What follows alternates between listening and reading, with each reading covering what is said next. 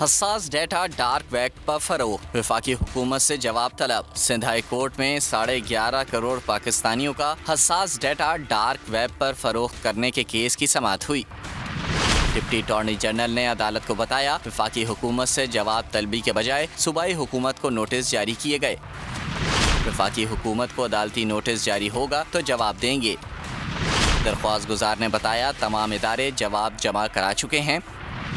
अदालत ने दलाइल सुनने के बाद 1 नवंबर तक वफाकी हुकूमत से जवाब तलब कर लिया और डिप्टी अटॉर्नी जनरल को 20 अप्रैल 2021 के फैसले पर अमल दरामद का भी हुक्म दे दिया। अदालत ने कहा, अहकामात पर अमल दरामद ना किया गया तो सेक्रेटरी IT टेली कम्युनिकेशन ज़ाती हैसियत में पेश हों। अगर आपको ये वीडियो पसंद आई है तो हमारे चैनल को सब्सक्राइब करें और बेल आइकॉन पर क्लिक करें। सब्सक्राइब करें और बेल दबाएं ताकि कोई खबर रह न जाए।